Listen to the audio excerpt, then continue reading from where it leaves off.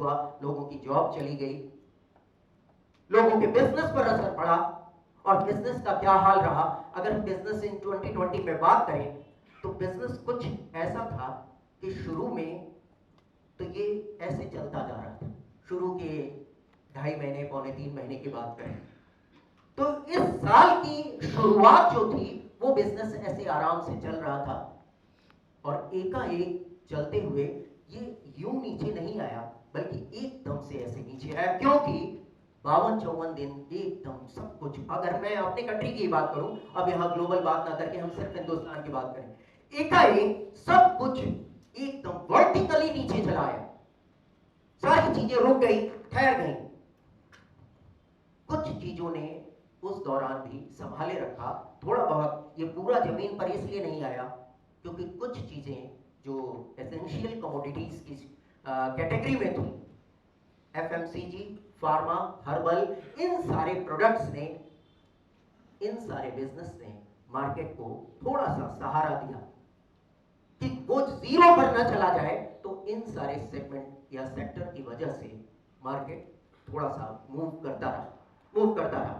और अगर मैं इसी कड़ी में एक एग्जाम्पल के तौर पर रियल एस्टेट, स्पेशली अगर इसकी बात करूं कि 2020 में इसका मार्केट कैसे रहा, तो वही हुआ, ये भी आराम से ऐसे चल रहा था, लेकिन बस अंतर क्या हुआ, इसमें जो वर्टिकल गिरावट हुई वो पूरी जीरो पर चली गई।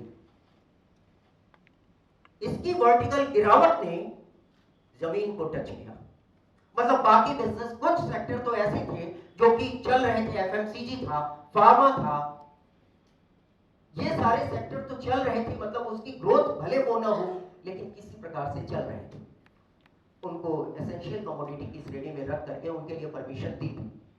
लेकिन रियल एस्टेट के साथ ऐसा हुआ कि ये एकदम वर्टिकली ये पूरा जीरो पर आ गया, एकदम से नीचे, धड़ाम से नीचे गिरा और जीरो पर आ गया। और तकरीबन अगर लोगों ने ऑफिस खोले भी तो भी काम बहुत नहीं हुआ, काम मतलब ना के बराबर, जीरो हुआ, क्योंकि जब था ही नहीं कुछ, ऑफिस बंद थे, रजिस्ट्री नहीं हो रही थी, तो कोई काम नहीं हो सकता था। ये यहां जीरो हुआ। लेकिन एक अच्छी बात, ये तो रहा, लेकिन एक अच्छी बात क्या हुई, और अच्छी बात ये हुई उसके बाद बिजनेस, सारे सेक्टर्स यहां पर थे। हम चाहे बात करें किसी भी सेक्टर की, ये चाहे टूरिज्म की, होटल इंडस्ट्रीज की, या ऑटो सेक्टर की, जो भी बात करें, सारे बिजनेस जमीन पर आ चुके थे। लेकिन एक उसके बाद क्या हुआ, वास्तविक स्थिति जो आई